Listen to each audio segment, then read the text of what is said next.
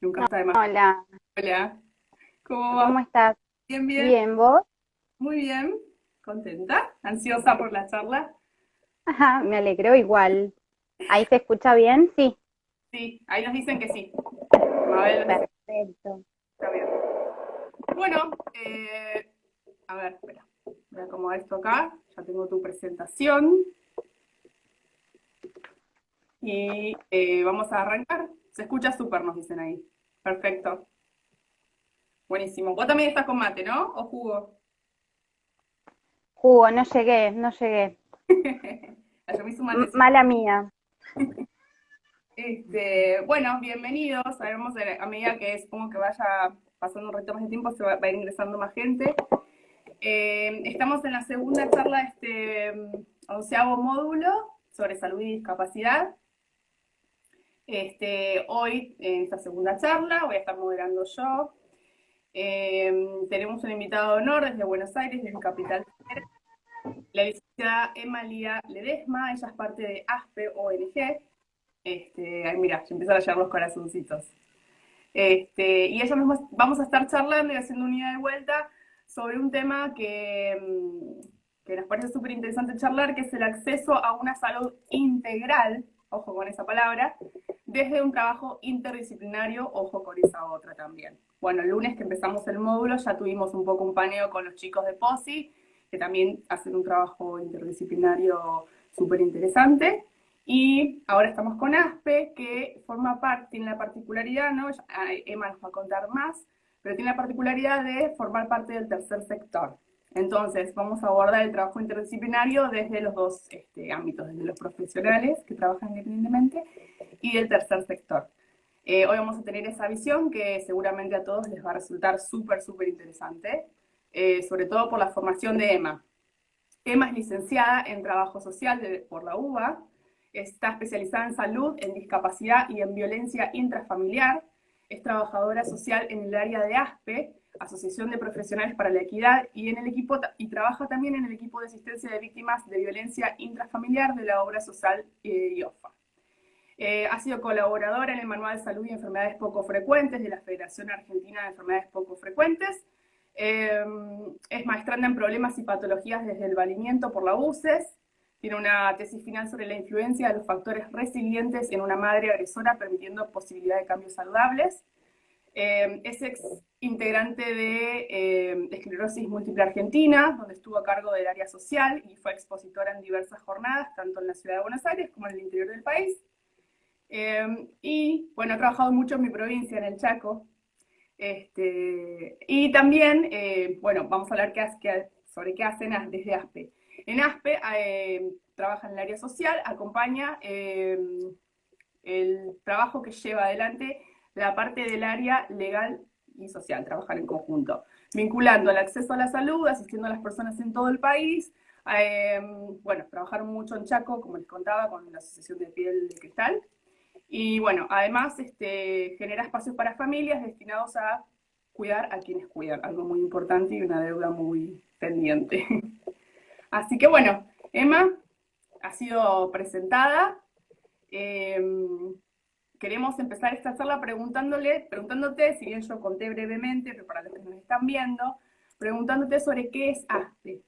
¿Qué es ASPE y cuál es el posicionamiento de ASPE ante la salud y el acceso a la salud? Bueno, gracias a todos los que están ahí escuchándonos en este ratito. Gracias por la invitación.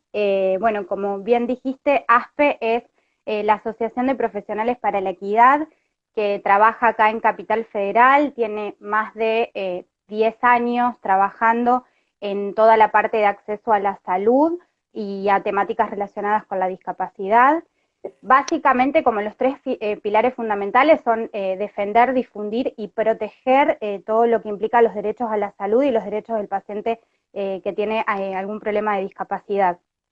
Siempre, digamos, manteniendo como esta postura de la equidad, ¿no? No de la igualdad, sino de un trabajo equitativo, entendiendo que digamos, el acceso a la salud es un derecho que tenemos todos como ciudadanos, pero no todos vamos a tener las mismas posibilidades para poder acceder.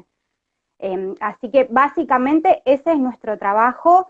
que se hace obviamente de manera interdisciplinaria. Yo me he formado con la doctora Crescentini y la doctora Pasodomo, que son las encargadas del área social en ASPE.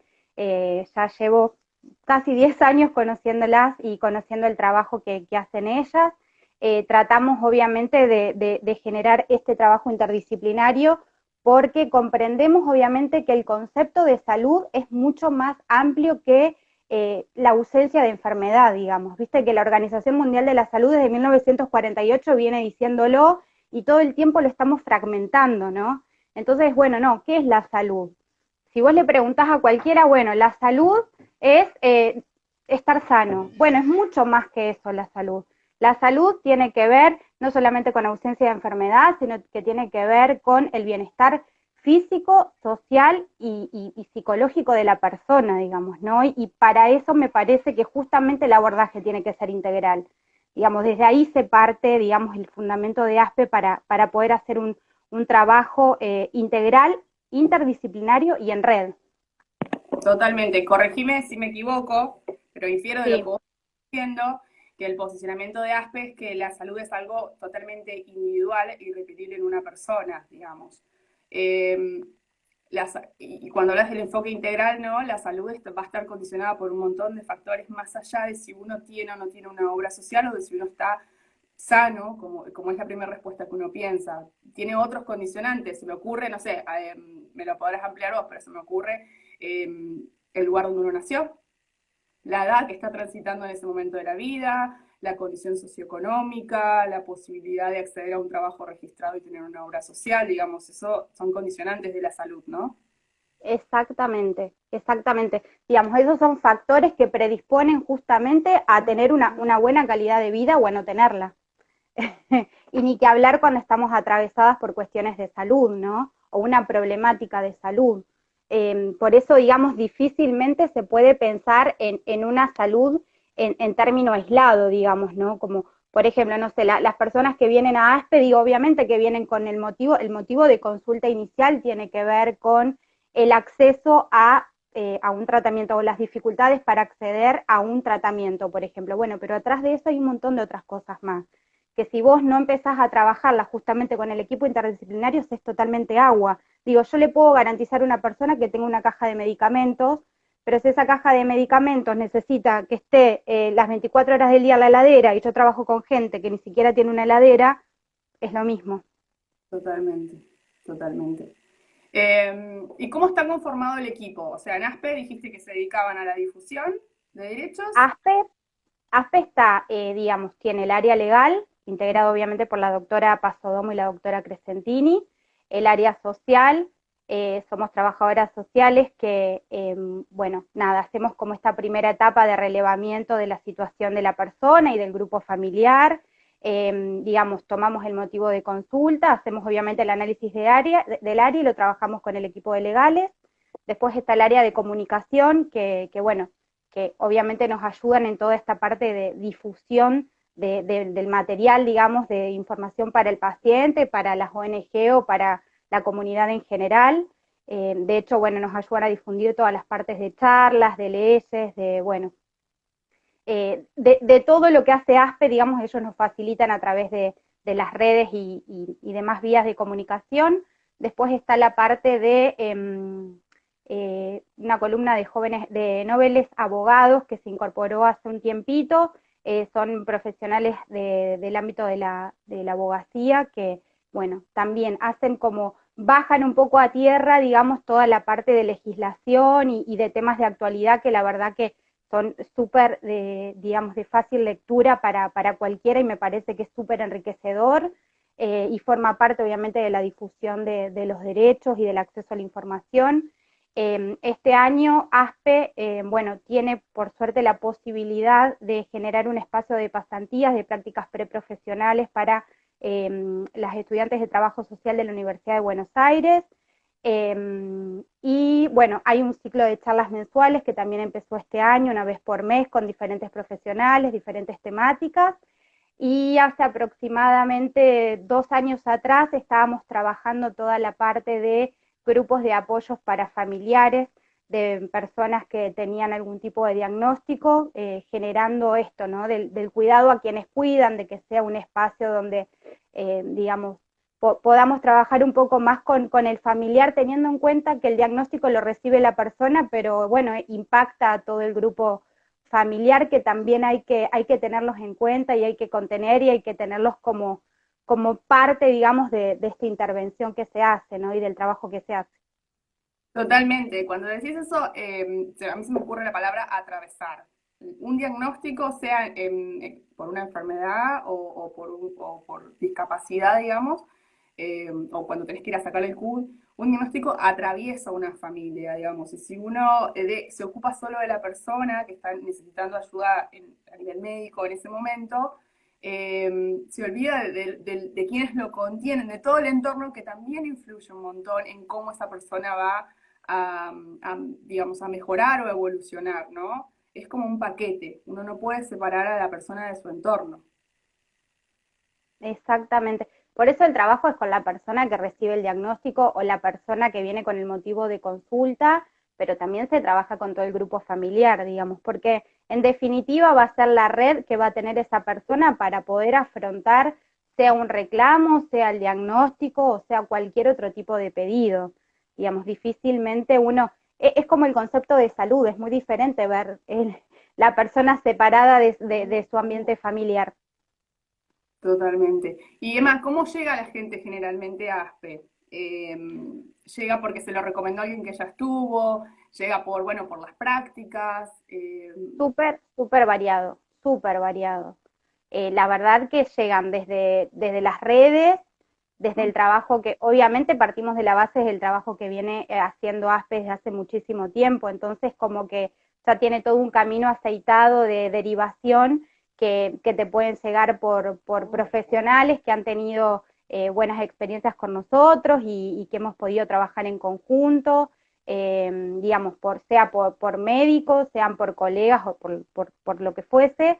Después, bueno, por las redes, se ha hecho muchísimo el trabajo de difusión de ASPE, así que en ese sentido también la gente, y más ahora que estamos todos como hiperconectados, digamos, el tema de las redes funciona como un canal de derivación, y después bueno, por experiencia de otras familias que han tenido un buen proceso en ASPE y nos siguen recomendando y siguen recomendando el trabajo del equipo. Así que en general es súper, súper variado. Bueno, acá la doctora Pasodomo nos pide que nos cuentes la experiencia que tuviste en Chaco con la fundación que trata temas de piel de cristal. Sí, bueno, en realidad tuvimos mucho trabajo con la pediatra del pediátrico de Chaco, que hemos trabajado en conjunto por el tema de acceso al tratamiento. Lo que tiene, a ver, yo he trabajado mucho con diagnósticos poco frecuentes, ¿no? Lo que tiene que sean de baja incidencia es que, digamos, lo desconoce la comunidad en general y también los desconocen quienes te van a recibir un papel para autorizar el tratamiento en muchos casos. Entonces, digamos, el desconocimiento llega a que haya muchos tipos de rechazo y lo que pasaba bueno, con este diagnóstico en particular que bien dice la doctora Pasodomo, en realidad lo que tiene la particularidad es que es una lesión en la piel. Entonces, el tratamiento era en base a una crema. ¿Qué pasa con la crema? La toman como algo estético, como un producto de cosmetología. Entonces, digamos, lo que se hizo, bueno, fue todo un trabajo de poder asesorar en relación a lo que era la temática, acompañar el pedido de la médica, bueno, que se pueda presentar en la cobertura de esta señora, y la verdad es que lo que se logró fue justamente sentar un precedente para la cobertura de este tipo de tratamiento en este tipo de diagnóstico. Se hizo un trabajo muy codo a codo porque, bueno, justamente Chaco tiene la particularidad de ser un lugar que tiene muchas carencias, y la verdad es que fue un trabajo en todo sentido, digamos, desde acceder al tratamiento a que, no sé, el niño que tenía una lesión en la piel tuviera mejores condiciones habitacionales y que, por ejemplo, el polvillo, por tener un piso de tierra, no le afectara, digamos, el tratamiento que estaba haciendo. Así que, bueno, me parece que ese es un claro ejemplo de... Él necesitaba, ¿Cómo? ¿Ustedes lo ayudaron a gestionar o a tramitar todo eso que él En necesita? realidad lo que hacemos, justamente cuando hablamos de, digamos, de interdisciplina y del trabajo en red, y más cuando uno está acá en Capital y tiene que pensar recursos en el afuera, digamos, o en otra ciudad, se trabaja mucho con el tema de los municipios, de inspeccionar un poco qué recursos tiene el municipio, qué posibilidades hay de hacer red con alguna colega, digamos, y bueno, ver si hay alguna posibilidad, algún informe donde pueda mostrar un poco, reflejar, digamos, por qué la mejora habitacional en este sentido podía mejorar a la vez o podía favorecer el buen pronóstico de este niño con este tipo de diagnóstico. Y digamos, es un trabajo en hormiga, pero por eso decía, cuando hablamos de salud integral hablamos de eso, digo, yo te puedo garantizar, o podemos garantizar como equipo que hagas cumplir tu derecho a la salud, tengas tu medicamento. Pero si en realidad, por la otra parte, digamos, vos no estás bien nutrido, vivís en, digamos, vivís en un lugar donde no tenés agua potable, el piso es de tierra, digo, hay una parte del tratamiento que va a ser agua. Y ahí es donde se empieza a trabajar en red.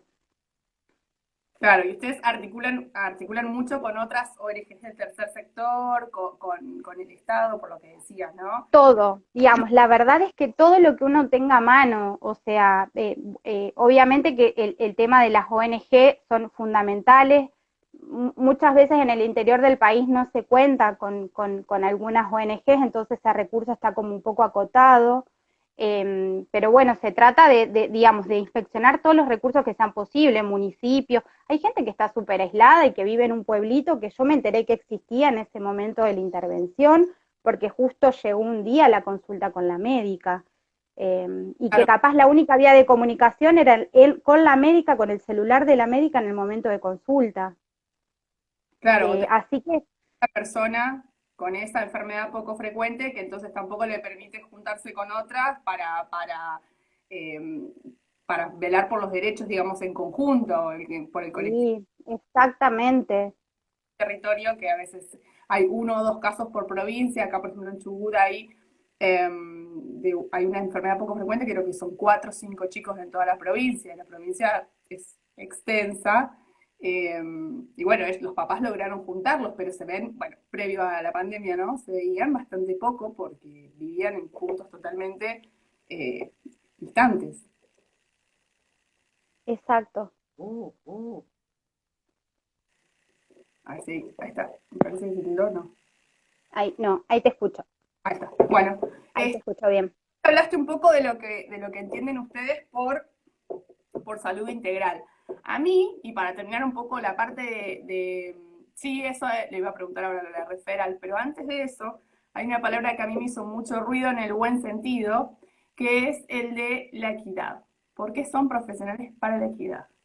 Digamos, es un posicionamiento nombrarse así. Desde qué lugar se posicionan ustedes, qué entienden por la equidad y cómo bueno, logran por aportar su granito de arena en pos de lograrla.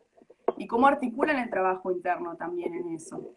Que un poco ya nos contaste igual, ¿eh? Pero que Justamente, no, me parece que tenía que ver con el principio, digamos. Yo hoy estaba pensando un poco esto de la equidad, porque como te comentaba al inicio, ¿no? Que uno tiende a decir más que equidad, igualdad como sinónimos, como que si fuese lo mismo. En realidad, justamente equidad es un posicionamiento, digamos, que tenemos como asociación entendiendo la particularidad de cada caso. O sea, por eso te decían, partimos de la base que todos tenemos que tener, digamos, hacer valer el derecho a la salud, y el derecho de las personas con discapacidad. Eso nos queda claro a todos, digamos. Lo que, digamos, el principio de igualdad dice, bueno, este principio rector de la universalidad, ¿viste? Todos tenemos acceso a la salud porque todos somos libres, iguales, y a ver, muchachos, en la práctica no somos todos iguales, digamos, no todos estamos atravesados por las mismas situaciones y no todos vamos a tener las mismas posibilidades de acceder al sistema de salud, digamos, y hacer valer nuestros derechos ni que hablar. Entonces, perfecto, sí, como condición humana, sí somos todos libres, iguales y lo que fuese, pero en la práctica la realidad es que no funciona así y me parece que justamente si uno se posiciona desde la particularidad de cada caso, desde la particularidad de cada persona, hola, ahí me escucho, perdón. está Ah, perfecto. me parece, digamos, que si uno se enfoca en que su trabajo, digamos, que el trabajo como equipo que tenemos nosotros, justamente pensar el caso por caso, acá no tenemos un librito de viene tal persona, entonces nos rige el principio de igualdad, entonces vamos por lo que... No, bueno, hay que ver el caso a caso, la particularidad, digamos, qué potencialidades tiene, qué posibilidades tiene esa persona de poder acceder. Yo siempre pongo este ejemplo, ¿no? Digo, si yo me paro desde el principio de la igualdad, digo, bueno, todos tenemos acceso a la salud, pero si me paro desde el principio de equidad, digo, bueno, sí, muchachos, todos tenemos, digamos, el acceso a la salud, pero si yo vivo en un pueblito alejado, que no tengo un medio de transporte para llegar al hospital, ¿dónde quedaría mi principio de igualdad?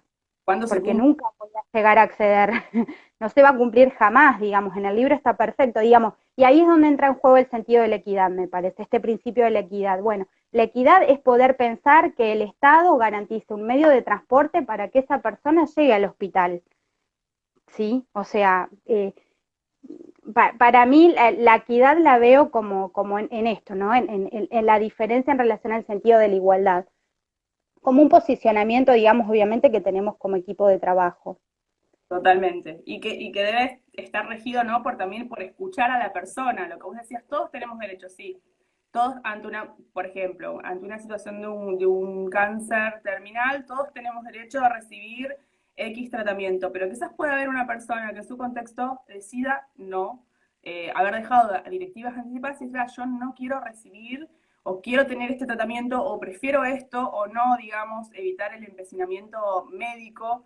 Digamos, cada persona puede tener su autonomía y su propia decisión respecto de qué quiere hacer con su salud en ese sentido. Mira, yo creo que eso, digamos, aparte nos atraviesa desde un sentido ético de la profesión y desde lo humano, ¿no? Digamos, más allá de la asociación en la que esté cada uno, me parece que es un posicionamiento hasta personal en esta cuestión digamos, bueno, primero está el derecho del otro, digamos, el derecho de la persona a elegir cómo y de qué manera vivir, pero que sea una decisión de la persona, no un condicionamiento por variables externas que hacen que, por ejemplo, una persona se muera porque nunca accedió a un tratamiento, digo. O sea, yo respeto cómo quiere vivir el otro y cómo quiere morir el otro, pero, digamos, desde su propia elección, ¿sí? O sea, Total. Eso creo no que desde ahí hay que tener los medios asegurados, ¿no? si yo digamos, si uno como equipo de trabajo puede decir, mira, estas son todas las cartas que tenemos sobre la mesa, de esta manera te podemos acompañar. Y la otra persona dice, bueno, no, mira, yo hasta acá llegué, yo no quiero la medicación, no quiero esto, no quiero lo otro. Bueno, nada, acompañamos a la decisión de la persona. Eh, digamos, en ese sentido creo que todos los tenemos muy en claro, pero sí vamos a acompañarlo, digamos, en la lucha digamos, porque se cumplan los derechos, básicamente. Algo que tendría que estar muy aceitado ya en el 2021, ¿no? Sí, sí, sí. Bueno, es una gran deuda de países como el nuestro, en general de Latinoamérica, bueno, de un montón de países. Te llevo la Sí, que pregunta, bueno, que la parte... te Sí. ríen, mira, es como que estamos en una utopía, decir eso es una utopía. Acá Andrea, Mira, me parece que cada uno va aportando como su granito de arena, digo, a mí me da como esta sensación de que hay un montón de cuestiones que hacen a lo estructural y a lo macro del país que nos exceden, pero me parece que nosotros como asociación civil, como profesionales independientes o lo que seamos, todos vamos a ir aportando el granito de arena, digamos, porque tenemos un objetivo claro y un objetivo en común que tiene que ver con acompañar al paciente y a la familia. Y tenemos bien en claro cuáles son los derechos que hay que exigir que se cumplan. totalmente. Y última pregunta específica sobre cómo funciona ASPE. Me recordaba acá la doctora Pasodomo que tienen una red de trabajo nacional. ¿Qué es esa red? Porque hay acá en la charla la están viendo personas que están en Chaco, en Buenos Aires, hay personas de Chubut y no sé si hay de alguna otra provincia que me avisen y los cito. Eh, pero bueno, para también difundir eso y que ellos Que nos avisen y los convocamos. Claro, Porque en realidad claro, hace un tiempo bueno, que las doctoras vienen trabajando fuertemente, digamos, en esto de poder, digamos, empezar a armar red de trabajo. Tenemos, por suerte, en varios lugares ya fuimos como haciendo, digamos, el trabajo en red, porque sinceramente, digamos, a ver, ASPE atiende capital y atiende en el interior, Neuquén pero me no dice. podemos cubrir, ¿cómo? Neuquén, se sumó Neuquén. Ah, vamos, Neuquén. Te sumamos también al listado, Neuquén. No, y la verdad es que justamente hacemos eso, digamos, en la parte de promoción y de todo lo que es ASPE también vamos sumando profesionales que quieran ir acompañando, digamos, reclamos y la lucha por los derechos en el interior del país, digamos, eso es fundamental, sean de todas las disciplinas, del trabajo social, de abogacía, de psicología, digamos, siempre teniendo en cuenta que el objetivo es esto, hacer cumplir el derecho y poder trabajar el motivo de consulta que convoca. Así que de a poco, digamos, bueno, es un trabajo obviamente que se sigue formando y vamos sumando en la medida bueno, de quienes nos quieran acompañar, que se puedan, digamos, contactar con nosotros y esto, empezar a armar red, a ver cómo podemos llegar a más lugares, ¿no? Exacto. Bueno, te voy a llevar a una pregunta un poco más general, teniendo en cuenta también lo federal de este país y la experiencia que ustedes tienen a lo largo de estos 10 años. Preguntarte desde la práctica cuáles son las desigualdades más profundas, más evidentes, y las no tanto, que ustedes advierten, que encuentran a lo largo, en su experiencia en distintos puntos del país, cuáles son las más recurrentes, las más comunes, que no importa que estemos en Capital Federal y aún así lo siguen viendo y ustedes dicen, no puede ser que esto esté pasando en este momento acá cuando ya se supone que acá hay más recursos y no debería pasar. Eh, ¿Cuáles son esas desigualdades más patentes y cuáles son las microviolencias que los pacientes o sus consultantes eh, sufren y a veces las tenemos tan naturalizadas que ni ellos mismos se dan cuenta? Eso me interesa mucho. Te doy un ejemplo tonto. Todos hemos sufrido en algún momento, tengamos discapacidad o no, tengamos un familiar con discapacidad o no, todos hemos a veces sufrido alguna respuesta agresiva o burlona o por ser educada, ¿no? Por parte de alguna trabajadora o trabajador administrativo de una obra social o de una prepaga. Sin embargo, lo tenemos muy naturalizado. Entonces, quería apuntar a eso. ¿Qué cosas hemos naturalizado tanto cuando se nos niega el acceso a la salud que ustedes pueden advertir o podemos empezar como a pensar para debatir y repensar en conjunto? Para mí, a ver, la violencia institucional está a la orden del día, digamos, o sea, es muy evidente. Sí, seguramente uno la tiene como naturalizado, ¿no? Pero el tema de la violencia institucional está todo el tiempo y se ve mucho en los organismos, digo.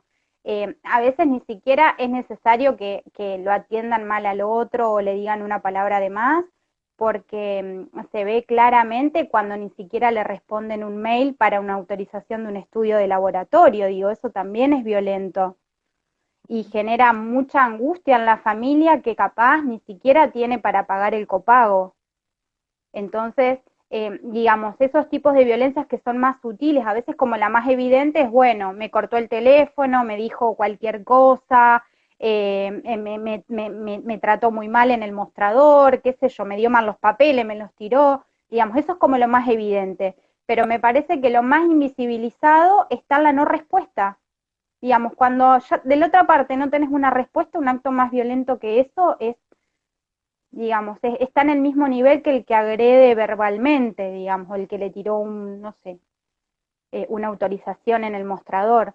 Digamos, me parece que ahí es donde sí seguramente nos queda todavía un trabajo por hacer porque, como vos bien decís, y como pasa en muchos tipos de violencia, está totalmente naturalizado, ¿no? Como que uno lo deja pasar, bueno, ya está,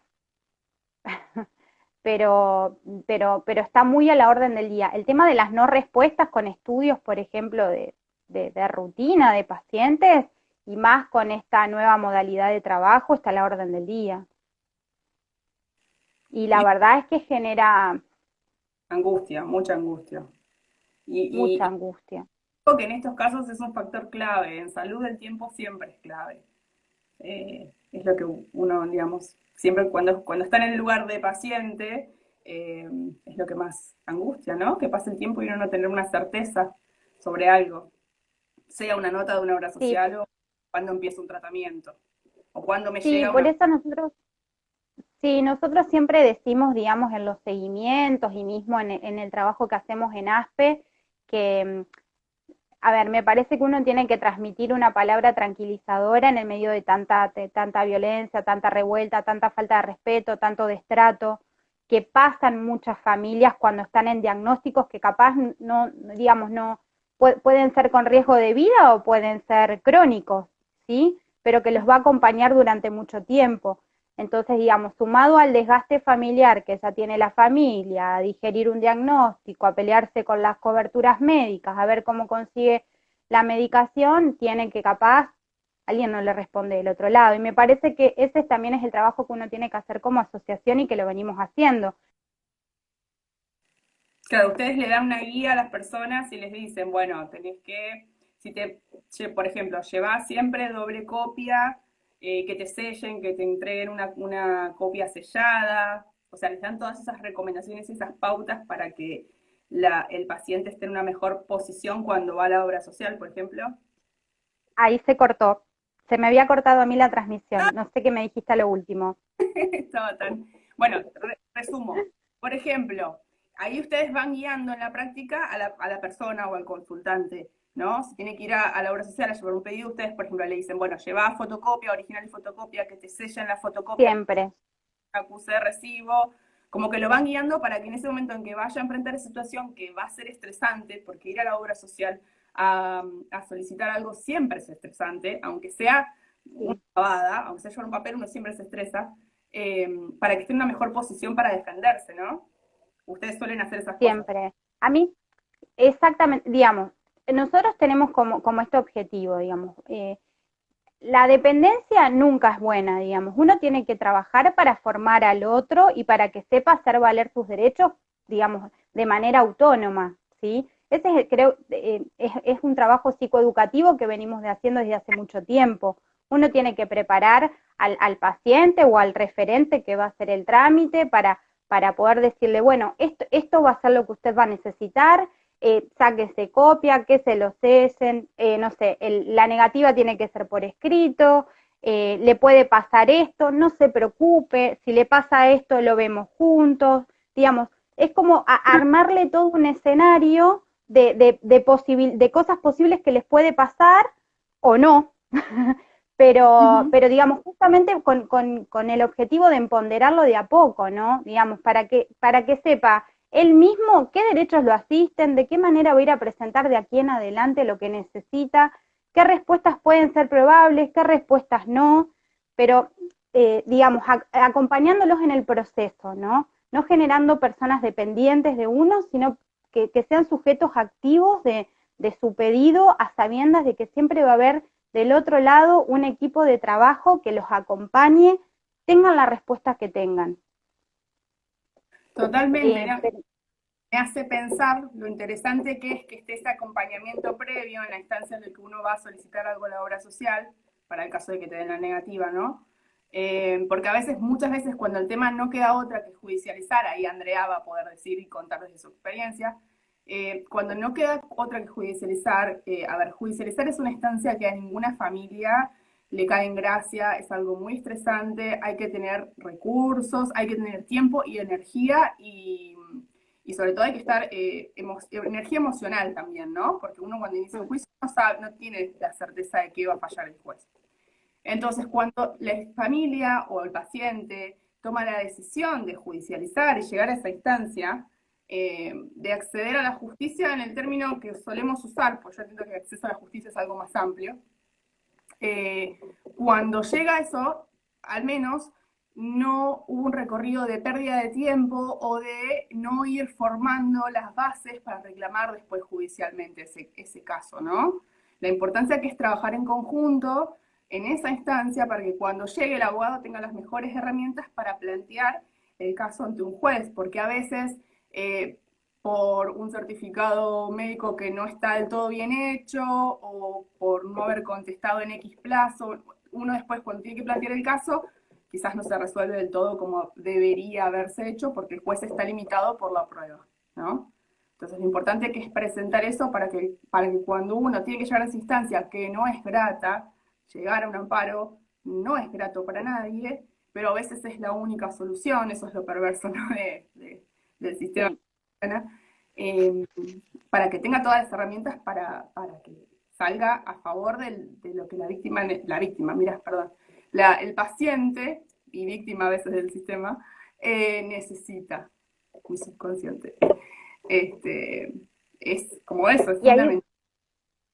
y ahí volvemos al trabajo en equipo, digamos, porque o sea, en mi caso como trabajadora social, obviamente que yo tengo objetivos, tengo cosas que uno, digamos, variables que uno evalúa por su, obviamente, su profesión y su disciplina, y jamás podría pensarme un trabajo sin, digamos, convocar en este caso, digamos, de ASPE, por ejemplo, al área legal, con dos personas especialistas en salud y en discapacidad, que uno va como a sabiendas de lo que a uno le van transmitiendo y le van guiando para poder trabajarlo con el paciente, va a tener resultados por lo menos tranquilizadores y que acompañen, digamos, a la hora de hacer estos reclamos que, como vos bien decís, generan muchas movilizaciones en la familia y mucho temor en relación a, bueno, a los que son los organismos, ¿no? Este miedo a que si hacen un reclamo, ¿qué va a pasar después, digo, ¿no? Y uno, bueno, junto con el área legal en ese sentido, bueno, esas van también calmando un poco lo que son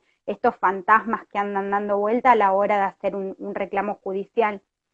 Sí, sí, sí, totalmente. Y eso te lo vinculo a algo que habíamos hablado cuando hablábamos para preparar esta charla, cuando nos conocimos, que es el acceso a la información. El rol, vos contaste que hay una parte de ustedes que se dedica a eso, a difundir derechos, a informarlos, a acercarlos a la gente. El rol de la información, ¿no? Previa, como modo preventivo de la vulneración de derechos, ¿sí? Con un objetivo totalmente preventivo. ¿Sí? Después, otra cosa es asesorar, pero digamos, si uno no sabe y no toma conciencia primero de que están vulnerando un derecho, de que, por ejemplo, si yo tengo un hijo con discapacidad y es pequeño, tiene 2, 3 años, no puede dejar los pañales y el médico me prescribe que necesita pañales, bueno, la obra social los tiene que cubrir si él tiene certificado único de discapacidad.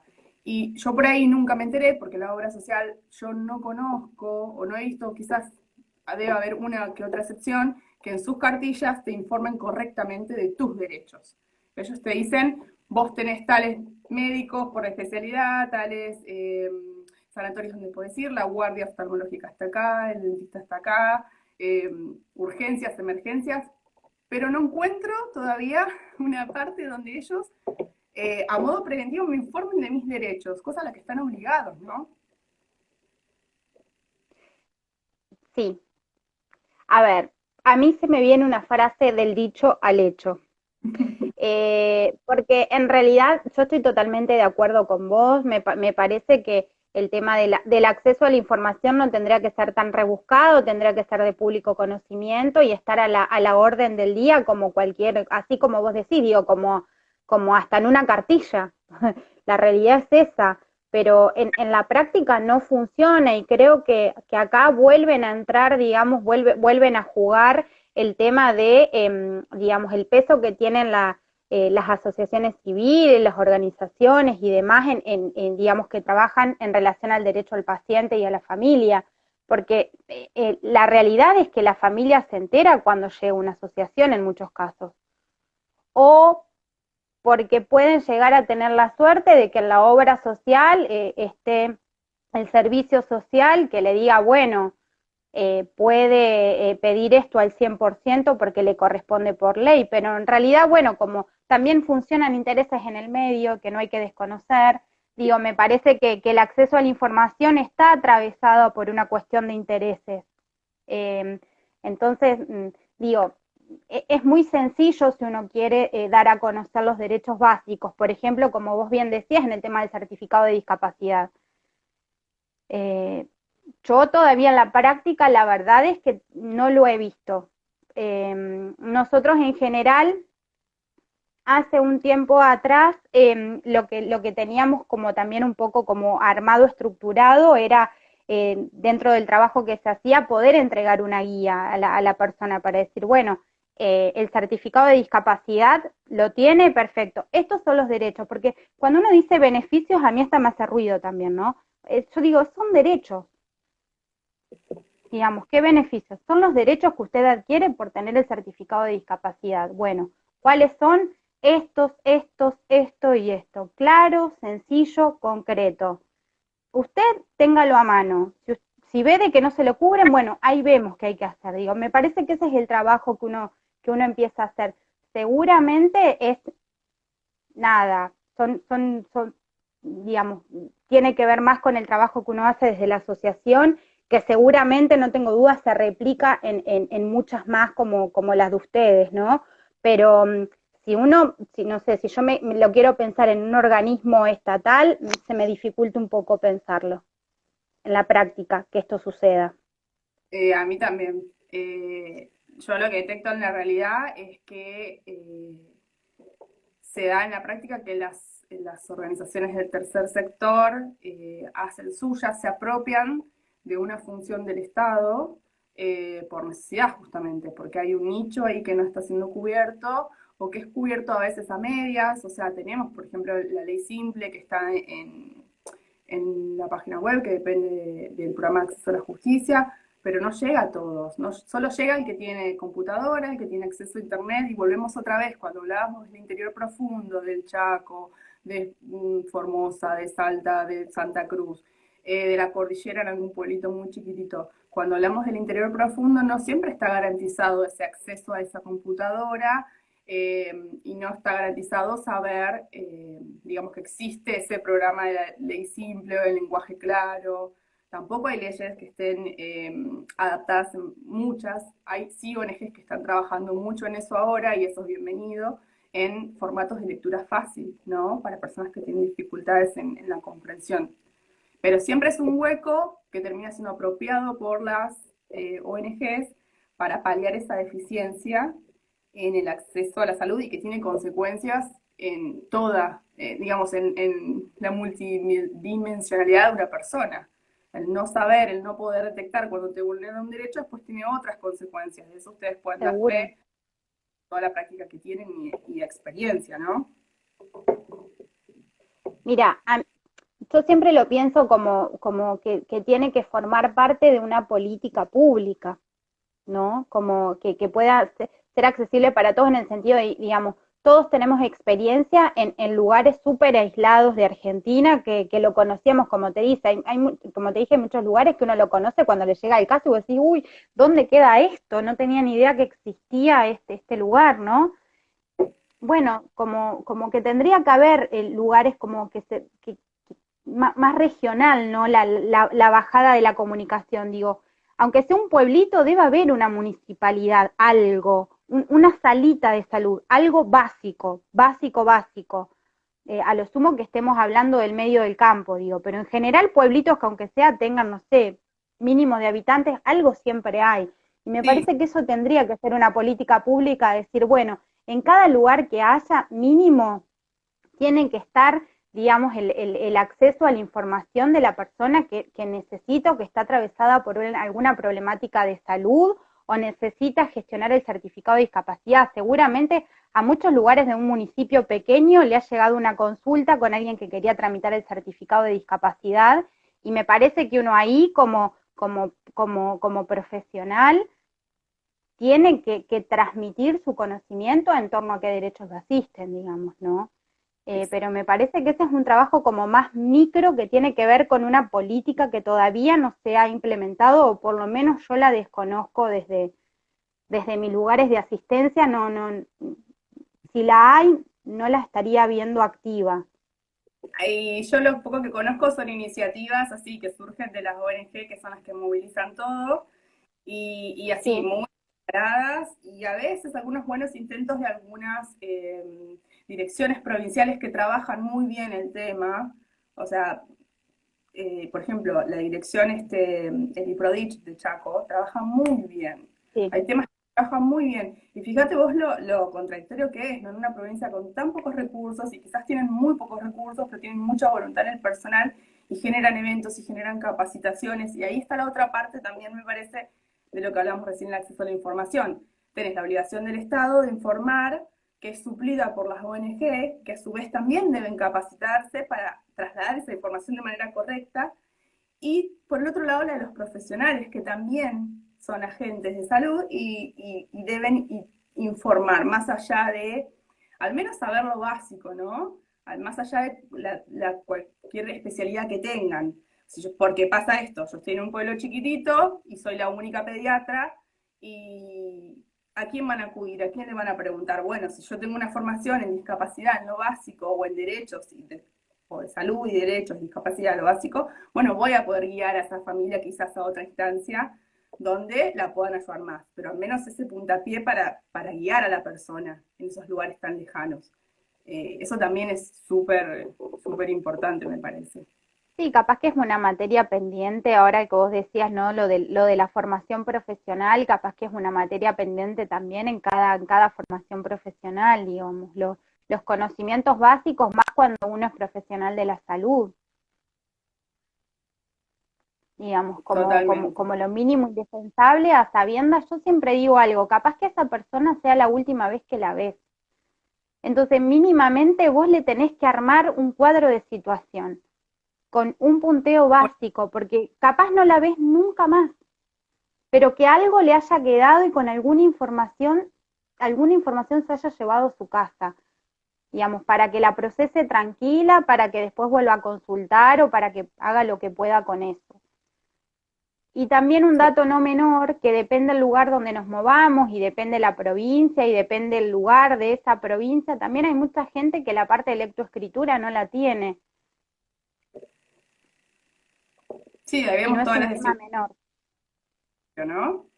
Los Sí, puntos de partida, todos somos iguales, todos partimos lamentablemente de puntos distintos y a veces muy distintos y muy separados en nuestras circunstancias.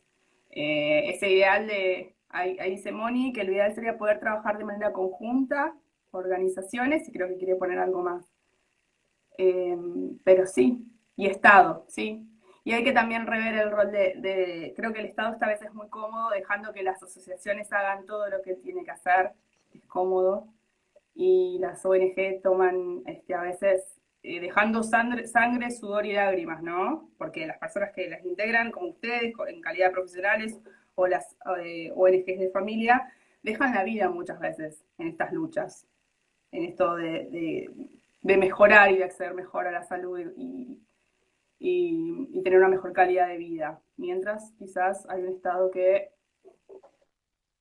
deja que ocupen ese espacio por, no sé, la verdad no lo sé por qué. Eh, Ahí dice Andrea la importancia de un referente.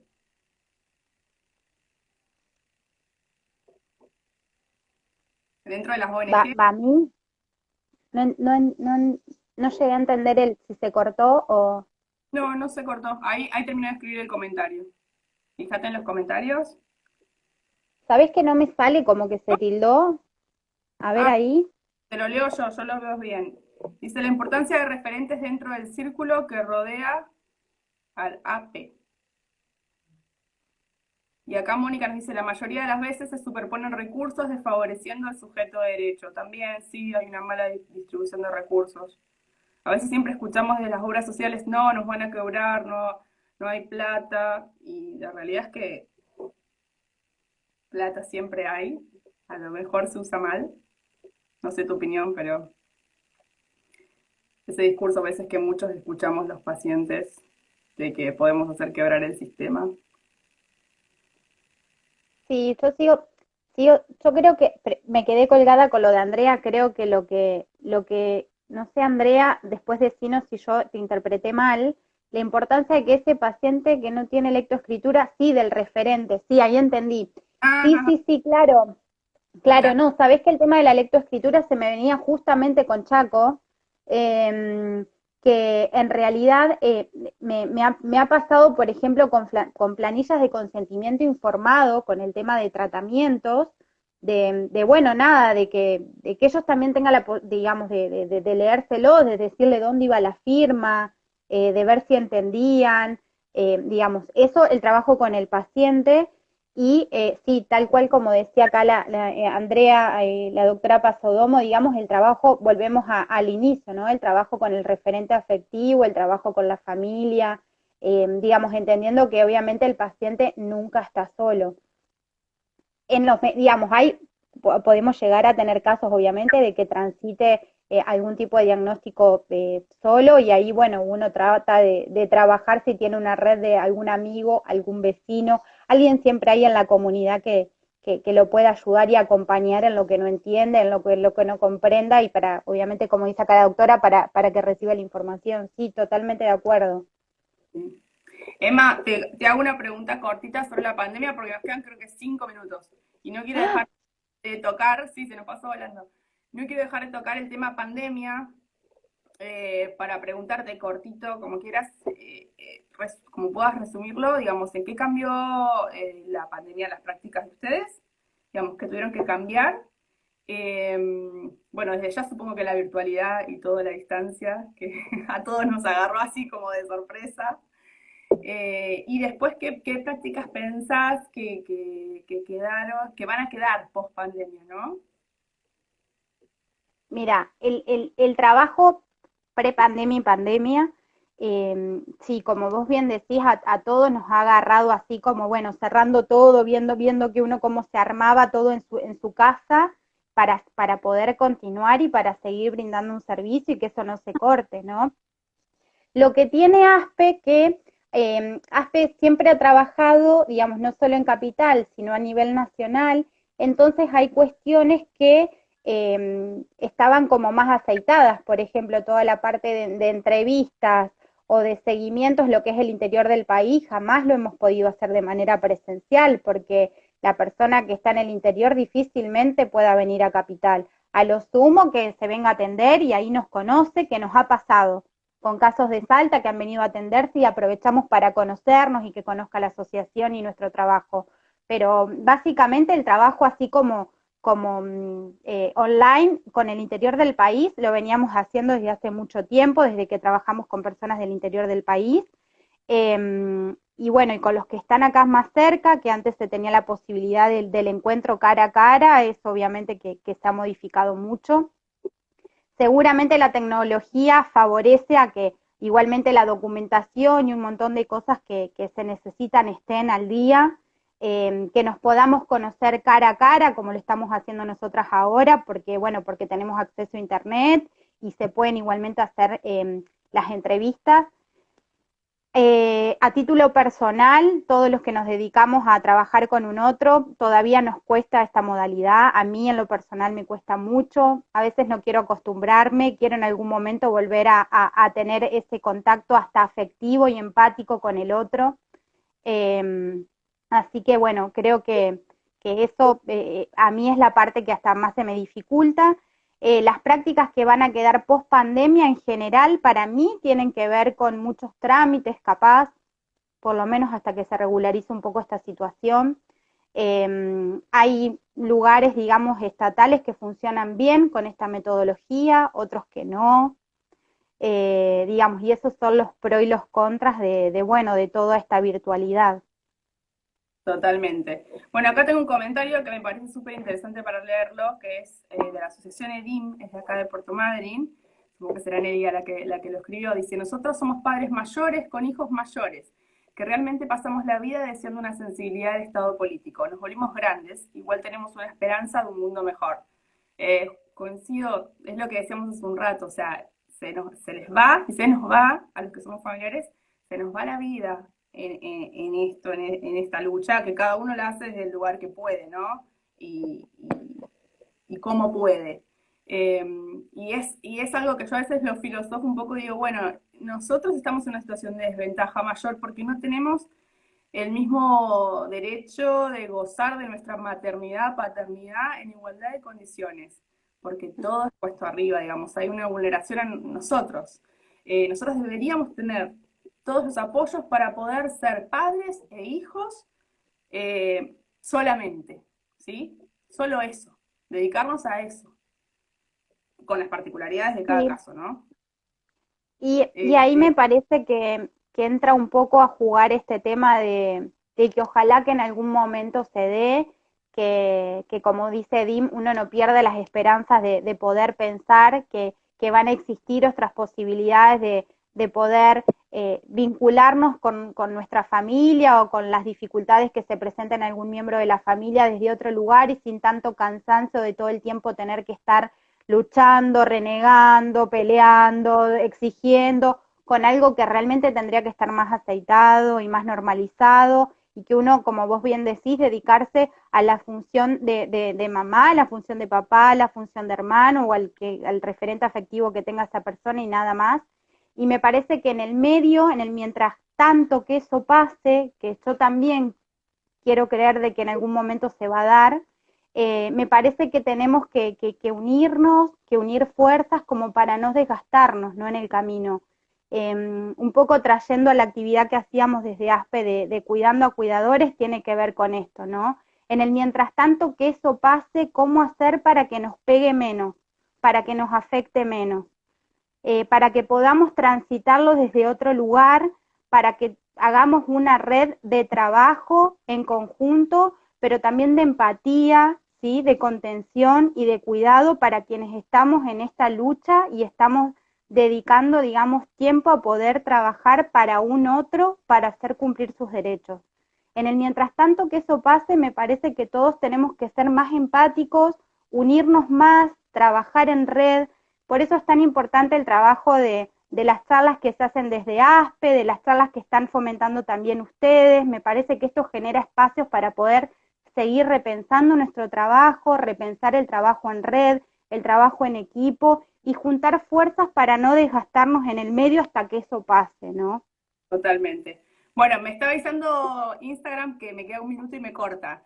Así que agradecerte, Emma, agradecerle a Aspe, a Andrea, a Mariana, a todos los que forman el equipo por haber aceptado humildemente esta charla con nosotros. Después, si querés, dejamos abajo las redes de ustedes de contacto, porque este video va a quedar guardado para que lo vean. Dale. Después se va a subir a YouTube. Así que, bueno, nada, agradecerles y esperarlos el próximo, invitarlos el próximo martes, va a estar el doctor Elian Pregno hablando de salud y de bioética. Así que va a ser una linda charla. Bueno, millón de gracias a todos los que estuvieron y que presenciaron esta charla, que espero que haya sido muy enriquecedora para todos. Un beso grande. Gracias. Gracias, Emma. Chao, gracias. Chao.